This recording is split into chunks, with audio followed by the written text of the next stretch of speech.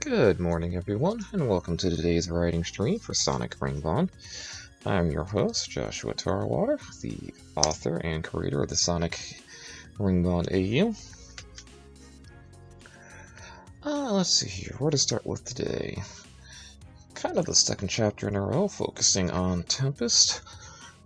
My particular OC, who pretty much gets a starring role alongside Sonic and Rosie. For those of you joining me for the first time, this is a Sonic the Hedgehog AU,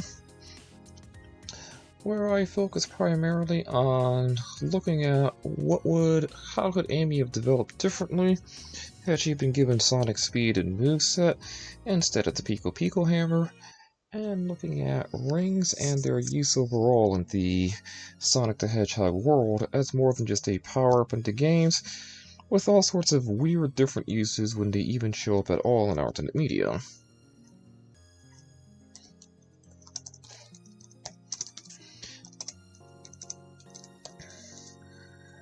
Structure-wise for my streams, I always start my streams with a quick introduction, and then the first part of the stream before my break. Pardon me. And then the first half of my streams before my break is typically going to be me just mostly focusing on writing. And then in the second part, I turn around and I work on typing. Not typing, but proofing and talking about what my intentions were for the scene. I just closed it down, the summary. So, for example, today's scene, I'm mostly going to be focusing on the location, which I messed up in my thing. I didn't get it capitalized. And so focusing again on Tempest and a bit of what he can do. And introducing the last of the regular cast. If you've been following my streams for a while, you've already seen this character. It's just on the publishing side of things, that early of an introduction got cut out because it did not particularly align with the needs of the story. But that's where we're going to be getting today. If you notice, I went ahead and turned the music off. We had been listening to the Sonic Ringbond main theme by Shimshan the Gadite. You can find his works on Twitter, and I highly recommend them. But I don't listen to that theme for the entire writing. I typically switch up the music. If you'd like to listen along to what I am, I will drop that information here into chat in a moment.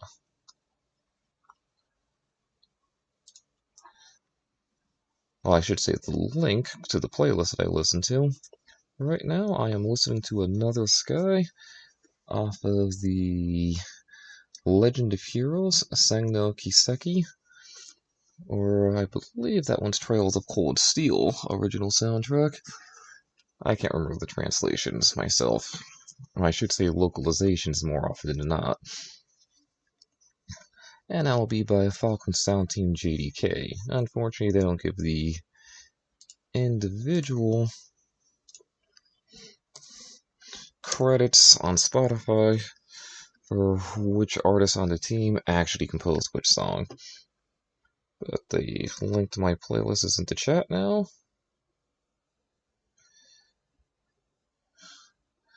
And I will go ahead now and get started. Sometimes I talk a little more at the beginning of these streams. Admittedly, probably best that I don't today. In a bit of a bad mood going into today's stream. But I'm going to try not to let that affect the overall stream today.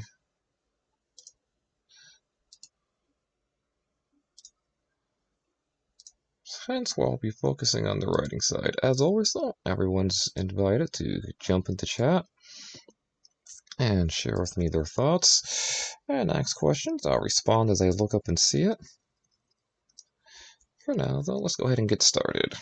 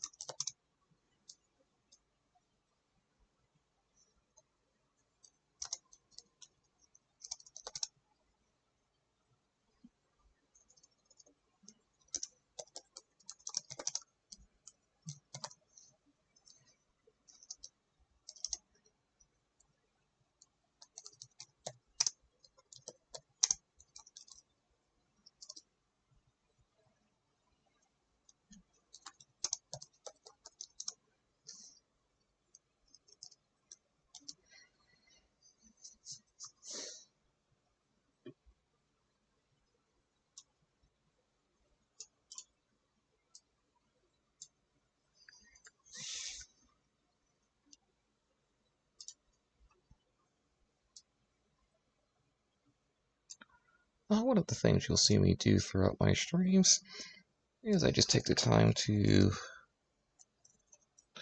punch in things like the music I'm listening to, as well as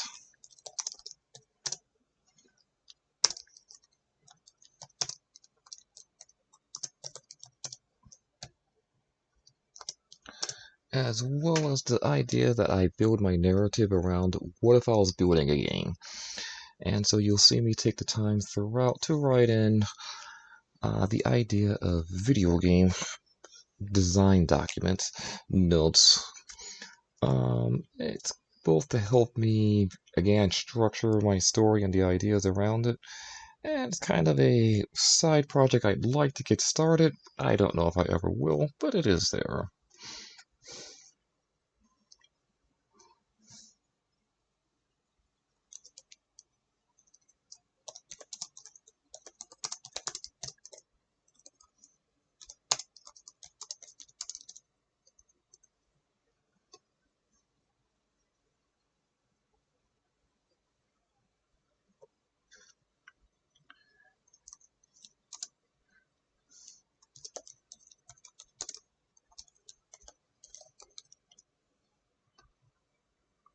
And mind me just a second.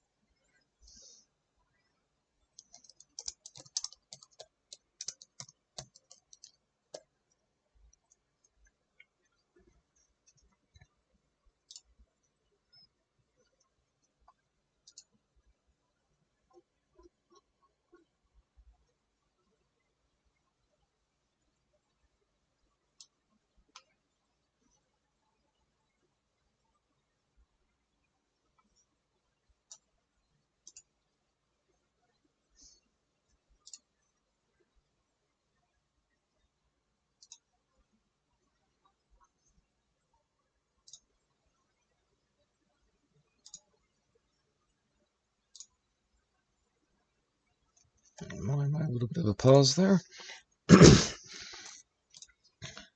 Just switching what song I was listening to.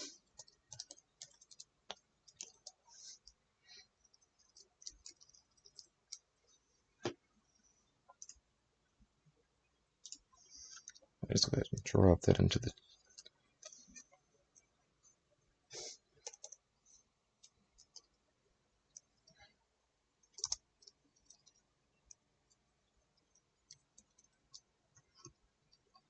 My notes.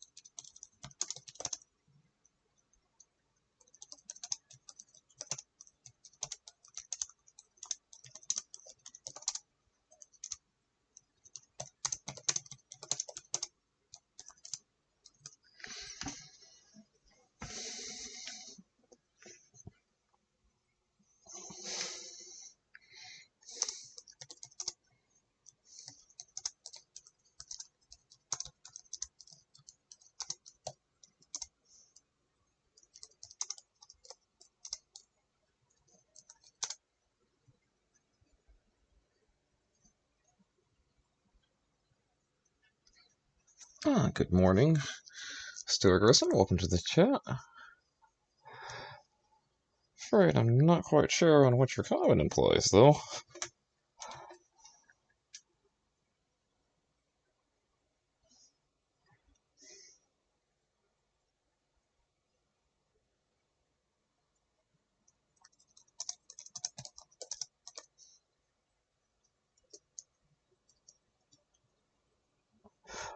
Well, thank you. I personally find myself a little slow, to be honest, but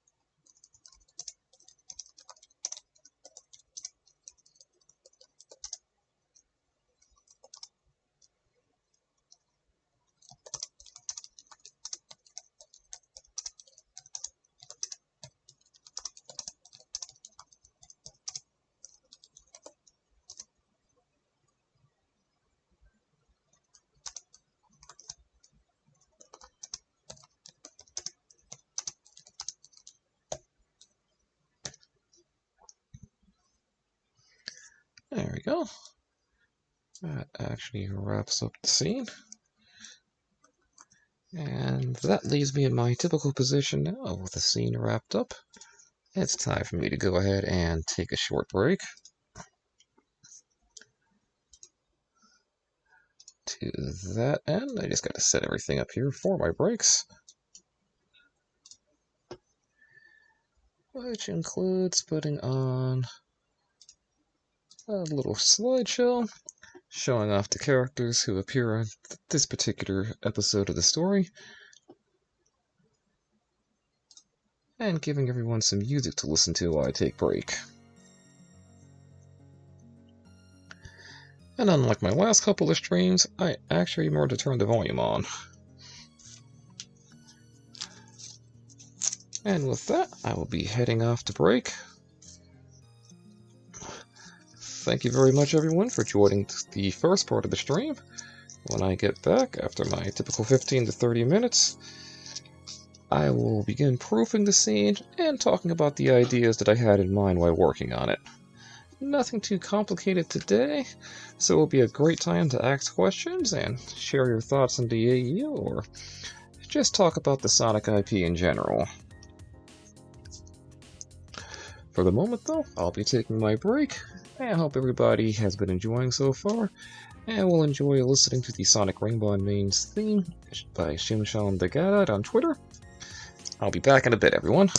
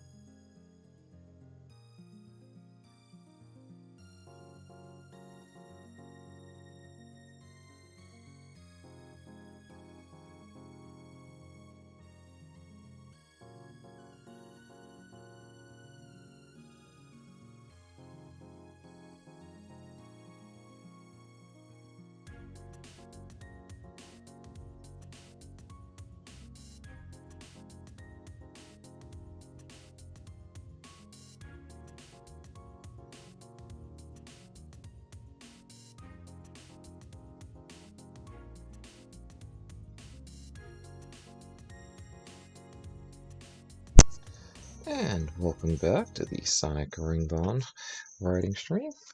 I'm your host, Joshua Tarwater.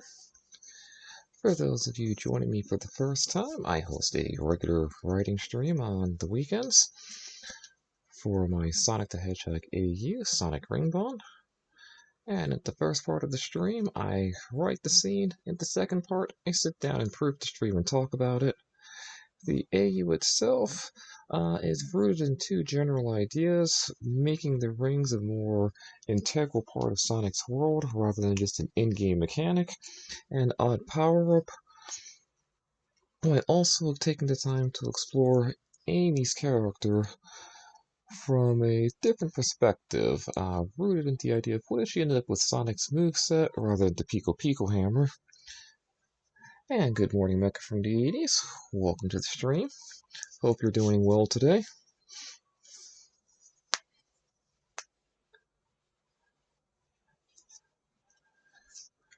Let's see here. Much as I'm aiming to explore Amy, not much of Amy in today's scene. Focusing on my OC, Tempest the Black.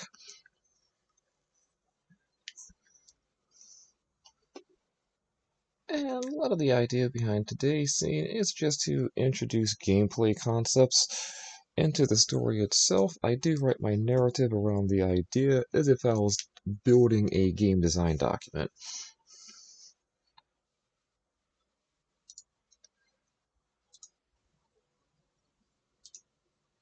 And so I'll switch to the music I'll be listening to for the first part of this. And so as we go into things, I will be going paragraph by paragraph, talking about what my intentions were as I proof and try to check for mistakes. I don't always catch my mistakes, though. Yesterday's scene, for example, I wrote 4 different ways of Tempest getting out of bed in 4 consecutive paragraphs. So that was something I caught while I was preparing it for publishing. So if you see something a little weird in my writing, don't feel bad calling it out over in the chat.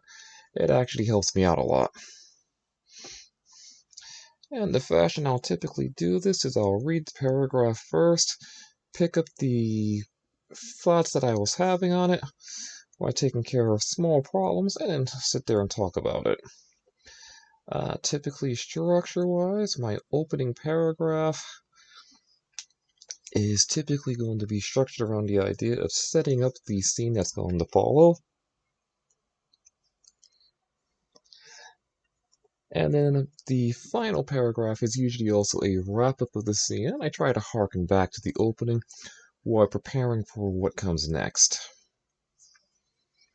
It's not always perfect, but for the most part, we're more than glad to let things work. So, let's go ahead and get started with this first paragraph, and mind my notes taking up space all over the place. You'll see that I keep those to the side to both keep track of what music I'm listening to, and again, the game design notes, which helps me keep my narrative shaped the way I want it to be shaped. And it's an interesting affair because I don't plan anything beyond kind of loose ideas here and there, and mostly make it up as I go. Today's scene, though, actually worked out pretty well structurally, so I'm pretty happy with it, even if it follows more the 2-part structure rather than the 1-part structure I'd rather focus on. But the 2-part structure isn't a bad thing, and it naturally flows with my writing style, so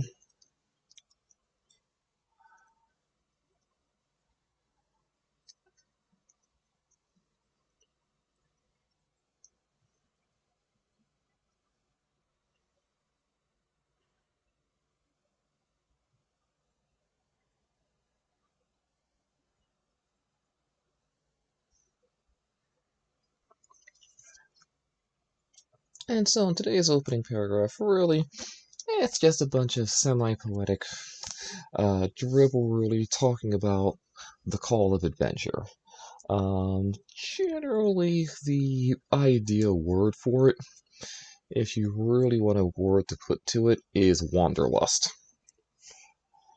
And I'll be honest, wanderlust is a sensation I've experienced myself And so it's why I get a little over poetic with the descriptions of what the Call of Adventure is. The tendency to stand still does not fit naturally. And one may ask, what does Wanderlust have to do with Sonic? He's a blue rat who punches an egg-shaped scientist in the face. And that is unfortunately a very Western interpretation of Sonic.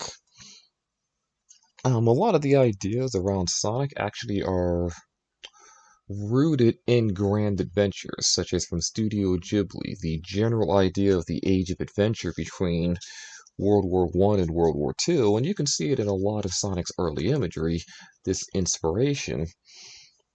Even the title screen logo with the wings from the original game is actually based off the emblems on the back of bomber jackets. And so it all ties back to this imagery of adventure. Sonic himself is described in internal documents from Sega Technical Institute as an adventurer, not a hero. And so what a lot of this tells us then is that the franchise, despite being an action franchise, is actually meant to be an adventure story. And if you follow Sonic's adventures, you actually start to recognize that his stories are more akin to a road trip story, where each chapter is a new location with new characters who are introduced to the ideas of Sonic, his eternal clash with Eggman, and this static character arc and how it ends up affecting their individual storylines. It's an interesting approach to storytelling, but due to character popularity in Sonic, it's very rare for one-off characters to be left behind in their specific stories. Good examples of one-offs who have never been left behind are Knuckles, Shadow, Blaze, Silver, the Wisp. These are all one-off characters whose stories were affected by their meeting with Sonic, and then were meant to be done as we moved on to a new character and what their meeting with Sonic would do. Characters who have, for the most part, though, followed through the idea of the road trip story and have been left behind do involve Tikal, the Flickies of Flicky Island. Let's see here, who else? Marine, the raccoon from Sonic Rush Adventure, Merlina and Shara from the storybook games, Chip, of course, from Sonic Unleashed. These are examples of one-off characters who were properly left behind at the end of their stories as they were supposed to be.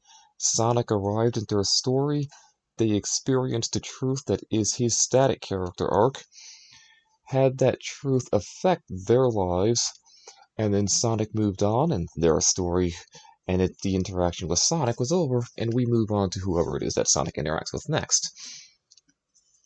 And so there's not a lot of characters in the Sonic franchise who share in this wanderlust with Sonic and will leave their homes behind to partake in his adventure. Two characters in particular, though, who should be easy for most people to know, is going to be Tails and Amy. Now, Amy naturally is the focus of my AU through my AU version of her in Rosie, and so the idea of establishing the idea of the call of adventure, of the wanderlust, and that everyone has different reasons to answer that call, is a good way to open up this chapter as I send Tempest now into the beginnings of his adventure instead of just waking up and discovering who he is. As a result, this scene was actually a lot easier to write than yesterday's scene, as I actually have a better idea now of who Tempest is, and I'm able to delve into how he responds to the call of adventure, what drives him, and what fills him with character as he pursues his own adventures. And so as I move past the introduction of the zone, in this case, Lost Palm Zone, Act 3, going to get a little interesting actually with this particular episode. The prior episode, I had two zones in it, and they happen in sequential order. You go through all the acts of one zone, then all the acts of the next, and then the episode is over. In this episode, I'm actually going to be bouncing back and forth between multiple zones. One, the idea to multiple zones is because I have characters in completely different locations, but additionally, the introduction of additional zones helps sell the vastness of the location that is Amnesia Island, of which this episode takes place. And so the introduction of more zones brings with it a larger sense of scope, even if we're in a small and contained area.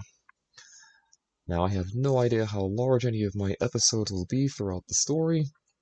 I know for a fact the end of the first major storyline is going to be very massive, tremendously massive even. But Amnesia Island is a relatively early story arc episode within this overall storyline, and so it may be small in the grand scheme of things, but compared to the 8 chapters of the prior episode, this one could easily be well over a dozen or more. It could be less, but there's a lot of character development meant to take place in this part, and my adventure is kind of based around the idea of a slow-paced, slow-burn slice of life adventure, which also delves into, again, Amy's character, the San-Amy dynamic, as this is a San-Amy-based AU, but also just in general who Amy is, even when she's both with Sonic, not with Sonic, and we can also go beyond that and go, well, what drives her aside from Sonic? And to just really explore the character of Amy Rose through my AU version of her, Rosie the Rascal. Part of that N is my character, Tempest Black, who I have created with the sole idea of generally asking the question of, despite her love of grand romantic gestures, how does Amy actually reply to them, and any show of, or even potential show of affection return to her from Sonic? And to that end, Tempest is a character I've created to be in love with her. He hasn't met her yet, so he hasn't had the chance to fall head over heels, love at first sight, all of that, but it is going to happen. And the love bug's going to bite him pretty hard. And so that idea of him being in love with her is something that hopefully I can build and let him explore, and the idea of being in love with someone. So that way I can explore aspects of Amy's loyalty, dedication, and love, and what are her ambitions that are shaped by her love for Sonic as a person, the person she loves, Sonic as the hero she adores, and Sonic as the adventurer that she aspires to be like. Which is an aspect of Amy's character I don't think's really ever been explored, which hence again brings us to the idea of the call of adventure, is to explore that aspect of Amy's character, Amy the adventurer. She tells us in her own words at the beginning of Sonic Adventure that she yearns for the excitement that comes with Sonic. So we know she wants to be part of these adventures, part of his life, part of his adventures, experiencing this regular excitement. The regular everyday life, it's not for her, even if she can live it.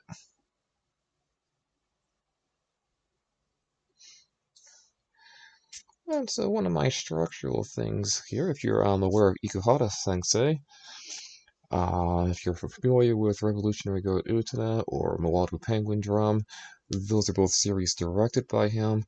My opening paragraphs, once I establish the zone, are usually quick descriptive sentences that jump around and allow the audience to more imagine it in their own minds. This is inspired by his directorial work.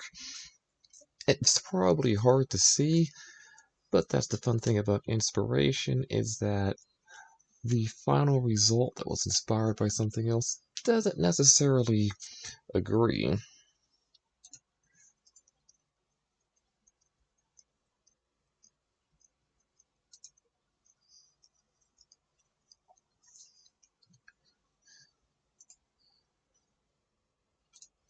And so we end up with these quick sentences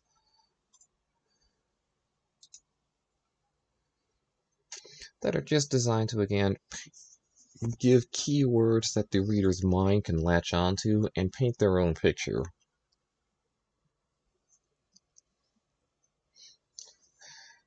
Now, one of the things that I'm using Nana here for, kind of early on, is I'm kind of letting her be a bit of a prattling old woman.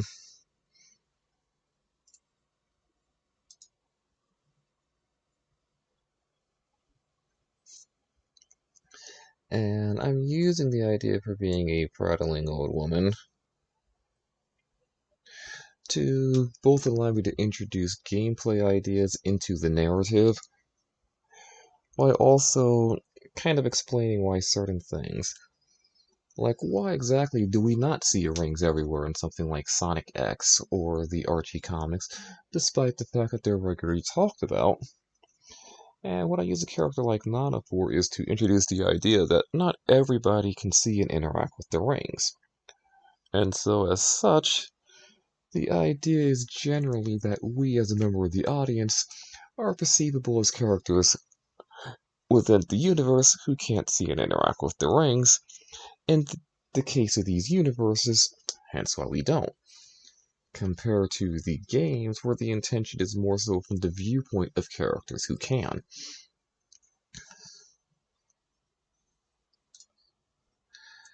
And now, as we continue with Nana's prattling, I go into the ideas of the nature of this island.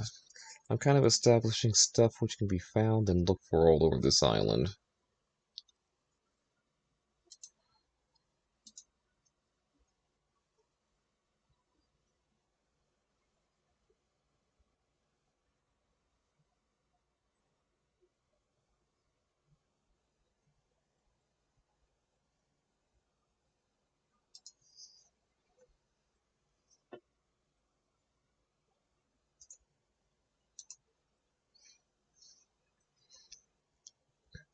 And I like to try to squeeze in additional concepts as well. One of my big concepts for my AU, and I'm not really touching on some of the other ones right now, but in this case, the idea that if something is made directly with rings involved, rings can then be used to repair it, so that way its damage goes away.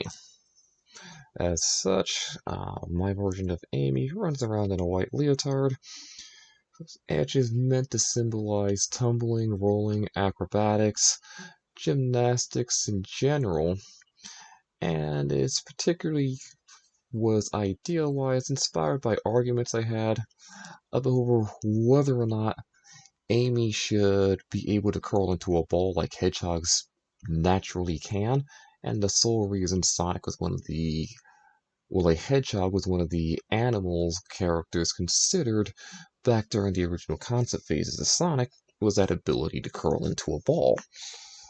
And so there was also conversations about the appropriateness of her dresses, and that led me to the idea of, okay, I'll try my hand at doing a design for her, and that's where this design of Amy in a white leotard comes from. It's from that type of stuff. There's more inspirations here and there for it. But the idea is that it's a garment she can run around in, curl into a ball, and tumble freely. If a leotard seems an odd choice for that type of stuff, if you consider the typical Sonic adventure consists of running and swimming, then I will point your eyes in the direction of a triathlon, and a one-piece swimsuit is not an uncommon garment for female competitors.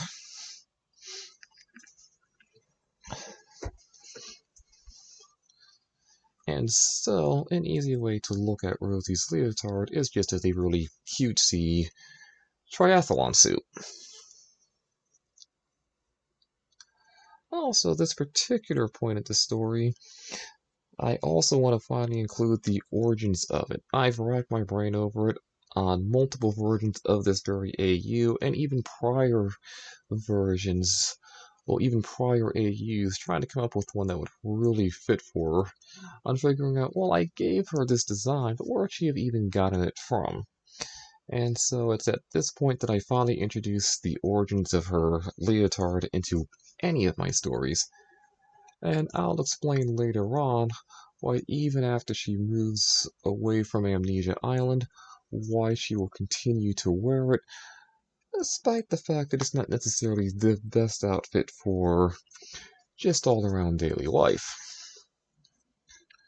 But that's to come later on.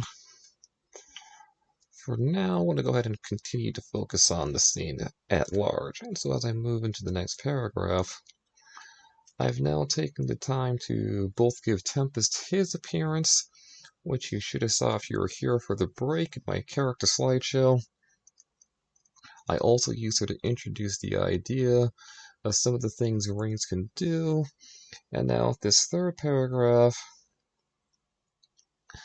I now have Nana giving Tempest his direction, as well as a bit more tutorial on ring usage in a Sonic game.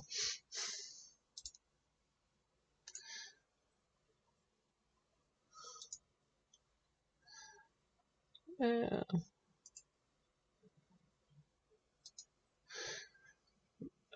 I've already covered a lot of this stuff in the prior episode with Sonic, but I'm kind of taking the idea of early on in my storytelling to repeat a lot of this stuff regularly to reinforce the ideas. So as the story progresses, readers just accept the things that happen. If one would like an example of getting to the point of just accepting, take Kimetsu no Yaiba. Demon Slayer, for those less familiar with the Japanese name. And the number one thing about the combat styles used in that, and you see it a lot brought up in the names of special attacks and the sort. I still need to watch the second season, never even watched the Mugen Train arc as the movie. But a lot of the idea to the attacks that they use are based entirely off of how they're breathing when they swing their swords. And early on in the series, they're talking a lot about the breathing, the strain on the lungs, the way it strengthens the body. And as it progresses, while the breathing is still a regular part of the combat and the philosophies behind it, the end of the first season, you have that whole mini arc about Tanjiro and the others learning to better breathe, so that way they can be even more efficient with their swordsmanship. And as such, this breathing is re-emphasized after there is a long combat arc where it's not brought up at all, bar when Tanjiro switches to a completely different school of breathing in an attempt to defeat the enemy he's up against. And it's at that point that breathing is really emphasized again into combat rather than just the general idea of these just using these special techniques. And one of the other things about Tanjiro as a character and breathing is his big thing that guides him through combat is his sense of smell. And that's not really touched on too much later on either. And so occasionally it's just things that if you take a break and then come back, you reintroduce these ideas. I've decided when I sit down to finally watch season 2 that I will be reintroduced to the idea that Tanjiro has this really, really good sense of smell that he lets guide him through combat, as well as help instruct him on the best way to breathe at any given situation. He'd be a great advertisement for Fruit Loops with the whole follow your nose bit. But again, the idea also follows suit with me, and the constant re-emphasizing on what rings do, how they're a part of the story, and this constant reintroduction of them, their aspects, how the world interacts with and sees them. And it just becomes something that, out of necessity, I will reintroduce on a regular basis just to create that continued familiarity with rings and the world.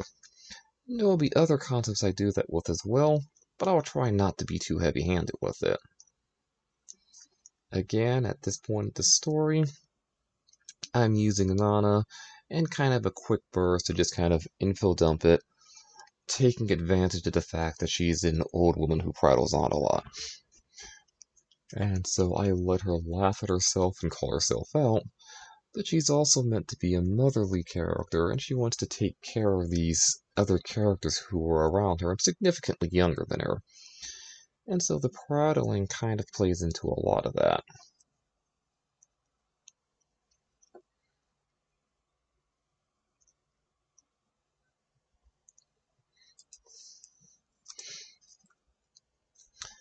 And then I just kind of have Tempest generally, he kind of enjoys this positive attention and care, and there are reasons for that with his character, and so I let him just soak it in here with a smile.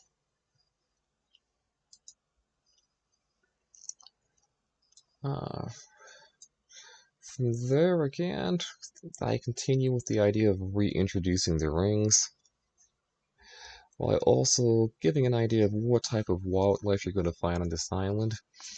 It's kind of interesting at this point of the story, because at this point, there's going to be a lot of gameplay with no combat, if one is following this from my game design aspect, as Amnesia Island is currently enemy-free. There are no troops of the Empire, who I introduced in the first chapter of this episode.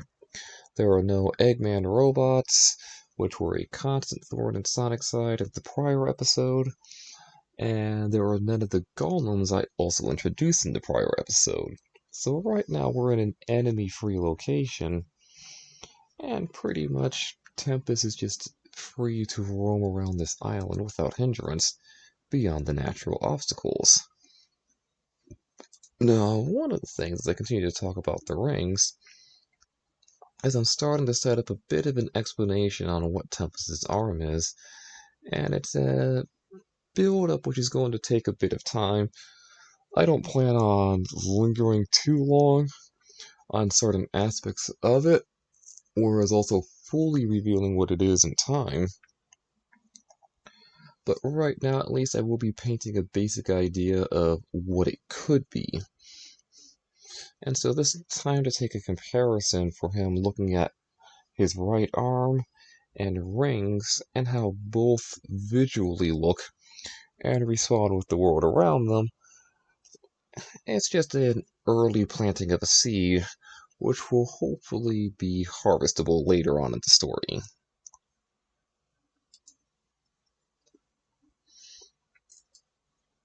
And so again, you get a bit of that continuing in the follow-up paragraph.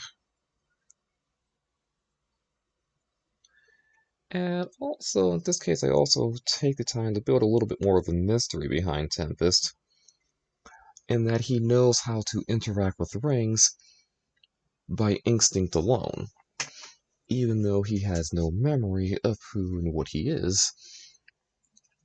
And so, it's just one of those little things to show how instinct can guide someone to the point that they never even think about it.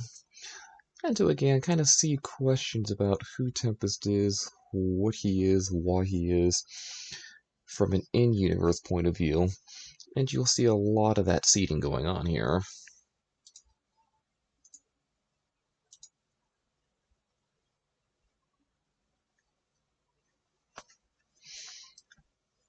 And so as I progress, I also take the time to demonstrate how Tempest moves.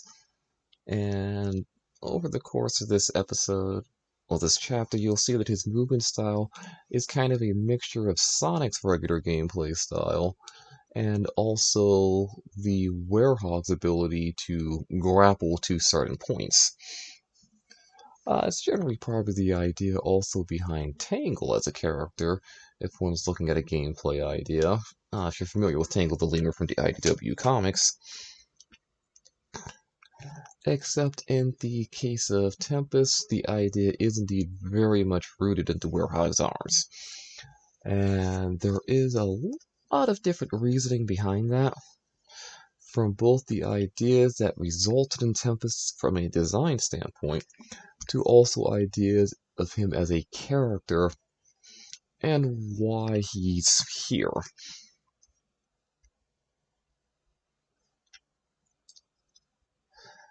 And again, a bit of building his character is I want to demonstrate that he has this joy of movement, this joy of running, this joy of testing himself.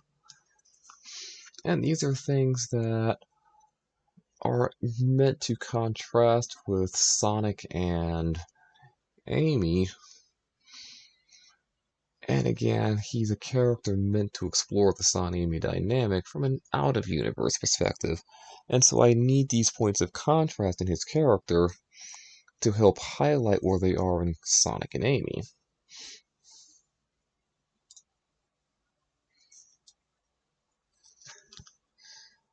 And so as I move forward, again, I leave that mixture of his abilities plus more of the mechanics of rings in the world.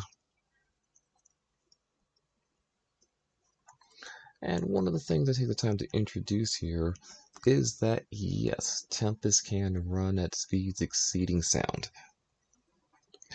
And if that's missed out on this particular paragraph,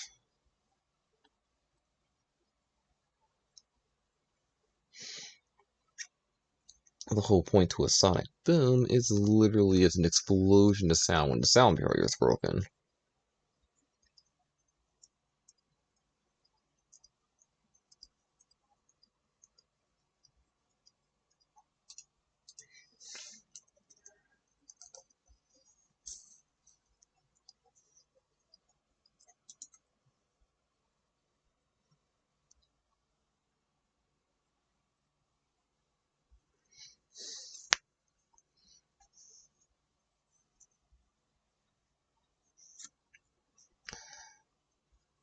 And then naturally, I introduce the idea that he's not familiar with it and what he's doing. And I let Tempest, as kind of a way to, I guess, force feed it to the audience if they've missed the more subtle version. What's going on, what he's experiencing.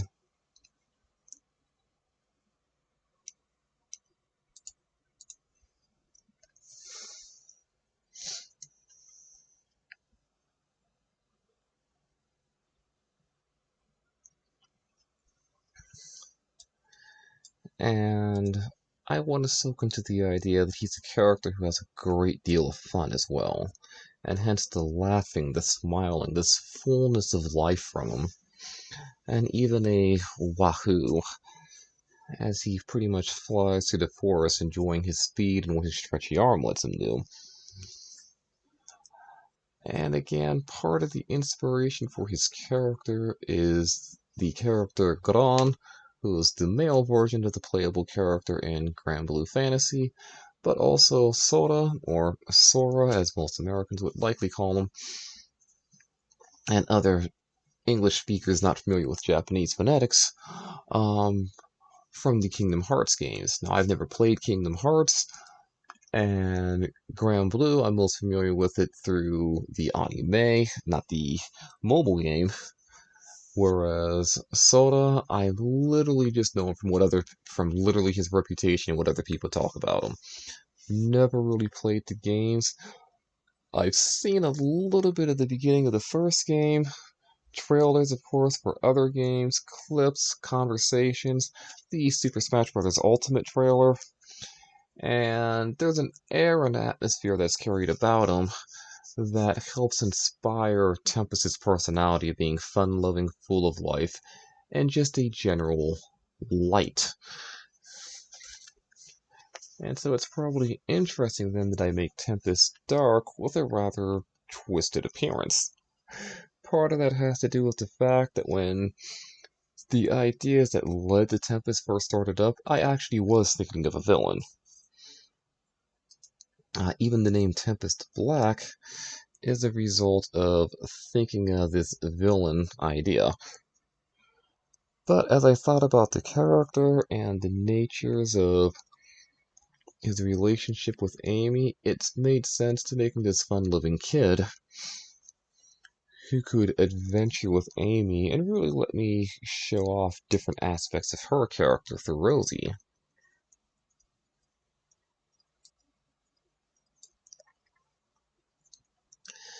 At this point, the next major thing was just an introduction to the next location, so it's more of a transitionary paragraph.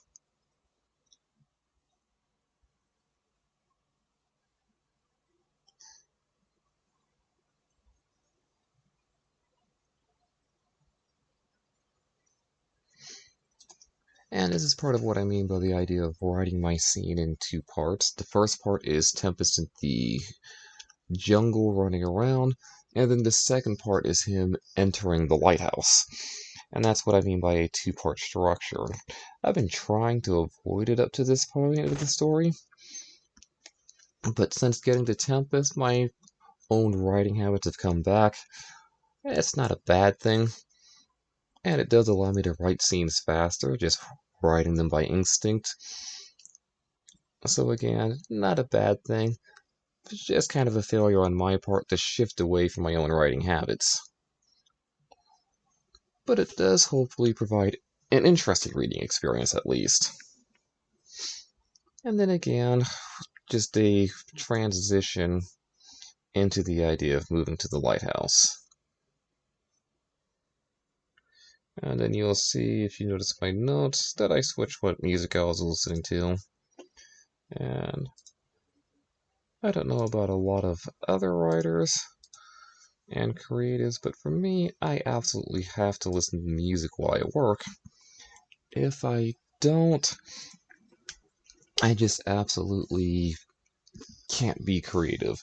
I listen to music throughout the week while I'm at work and let that inspire me into my storytelling. Like a lot of the stuff that's going to happen on Amnesia Island, I've had in mind for a long while, but it was listening to a whole bunch of Sawano Hiroyuki music, which helped me really flesh out ideas that are going to shape other things, such as my use of my antagonist for this particular episode. And playing around with those thoughts and ideas is going to be more of a interesting thing, so to say. Now, as Tempest goes into this lighthouse, again, the idea of transition scenes and introduction scenes, and I now take this time to introduce Milt the Fairy. If you've been following my writing streams for a while, you met her back during the second episode. And that was in the earliest parts of that, but those streams I've now pretty much delisted. I still have them around for my own reference, but I drastically changed the events of the story, and pretty much that resulted in her first appearance being cut out. It's kinda still there if you're familiar with the original material, but I'm now bringing her back into the story again at this point.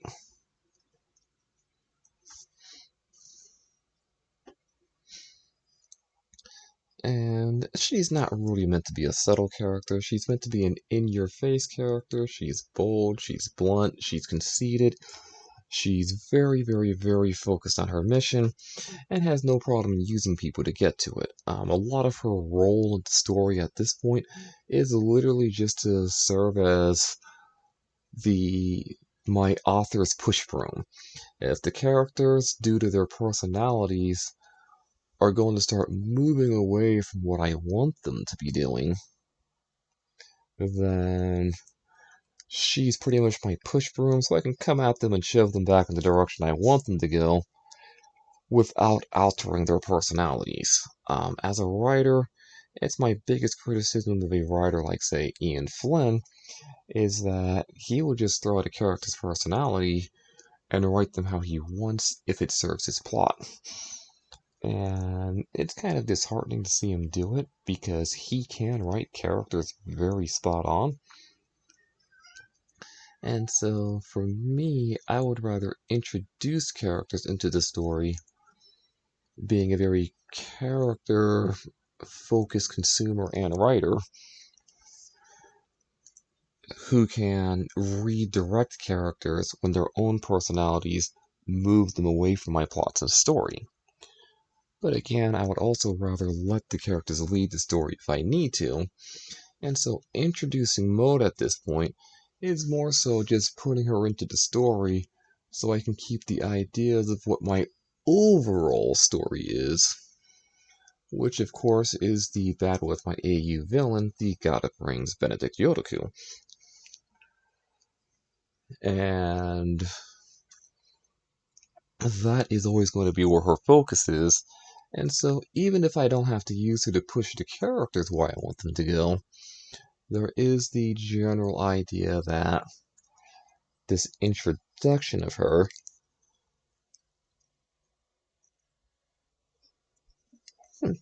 sorry about that. But this introduction of her is also to be able to say, okay, she's in the story now, so I can make routine references now to the overall storyline beyond the individual episodes. And again, at this point, because she's also a yellow fairy, or as she will introduce herself as a ring fairy, there are more aspects of the rings I can refocus on.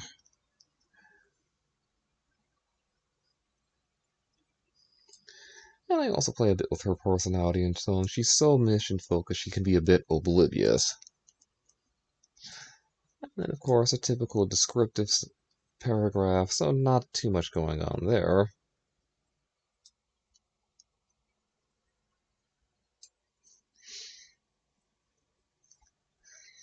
And then a little bit of an idea of the passage of time that I have going on. There's going to be more of that later on once we get Rosie finally into the story properly. I'm actually, right now, my mind is leaning towards an set of action chapters to lead into the idea of finally meeting her, but also taking the time to show that she gets into these little adventures on Amnesia Island, even though at this point of the story I have not yet given her sonic speed, which is one of the other key things to Rosie as a character. Is, again, as I said earlier, it's not just the idea of what if Amy had sonic speed, but a lot of her dynamic and relationship with Sonic is based on the fact that he runs and she chases after. But when that dynamic is dropped because the needs of the adventure, you start to see these major changes in the way their two characters interact. Amy's energy and enthusiasm levels out at a much more manageable level, and Sonic becomes comfortable in a way around her. He's able to tease her in response to her flirting. They tease each other back and forth. There's a mutual understanding between them that doesn't exist when Amy has to catch up. Because when she has to catch up, that's when her enthusiasm and energy spike, and that overwhelms Sonic. And so one of the ideas of giving her the speed, and also an idea of exploring what it means for her to have it, is how does that affect their relationship?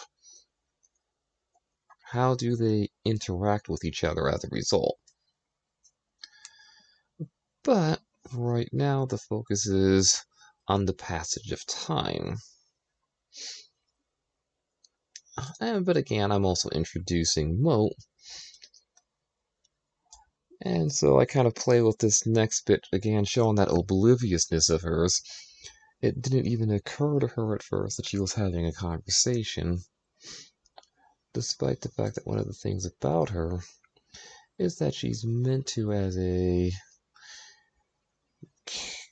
due to her nature, being able to have a conversation with people can be next to impossible.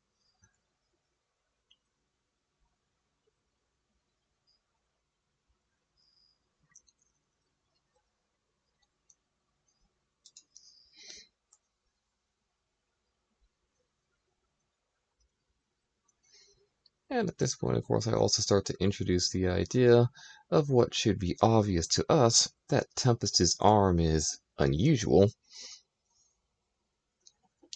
I also introduce the fact that things involving rings are relatively normal.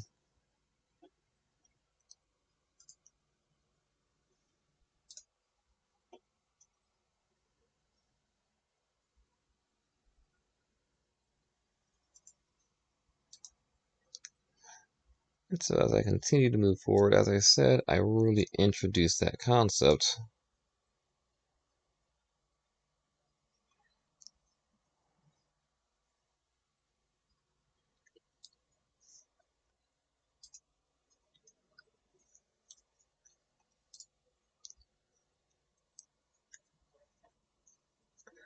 And finally, I let Mo introduce herself as well as her mission to saving the world.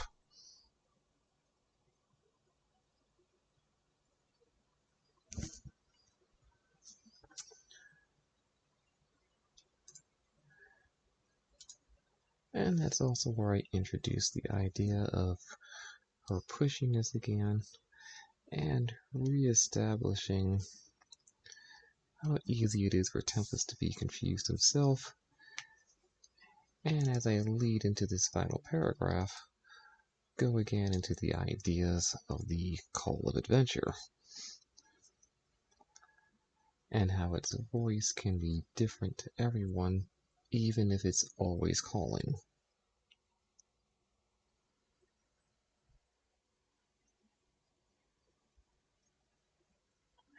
And I take a few jabs at Maud as well in this particular scene, while also tying into the location and kind of rounding out the scene, while setting up the idea of what comes next. Not a lot of strong focus on what comes next, but it's there all the same. And so at that point, that wraps up the explanation of the scene, and it's time for me to run the Microsoft Word editor. And if you have any questions or thoughts that you'd like to share, now's a great time to do so. I'd like to just take a quick moment to run through this. A lot of little things it's gonna complain at me for, but nothing particularly important.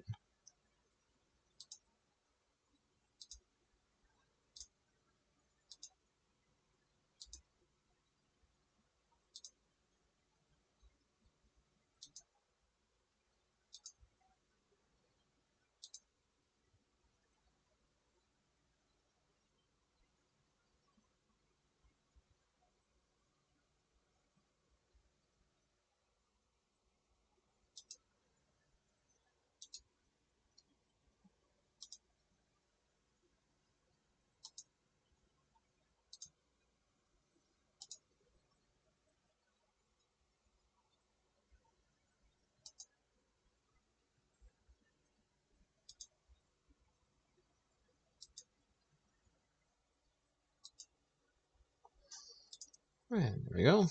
That wraps that up. And so with that wrapped up, that will actually bring today's stream to a close. Ended up being a bit of a shorter stream today, actually, which is not particularly unusual. When things go well and I'm mostly working with OCs, there's not usually too much to talk about.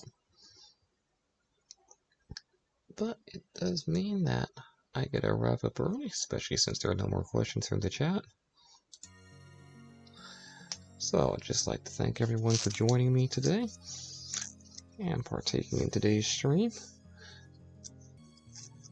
Hope everyone had a good time and is enjoying the story so far. We're getting closer to Tempest and Rosie meeting, and Rosie finally becoming a regular fixture in the story, but that's a bit more of a ways off yet. But next week, and hopefully I won't be going too slow of a pace to where we still don't get to the meeting, so hopefully next weekend we'll get Tempest and Rosie finally meeting. Until then, I just again want to thank everybody for joining me and hope it was an entertaining stream. Everyone have themselves a great week. I will see you next week, and until then, please stay well.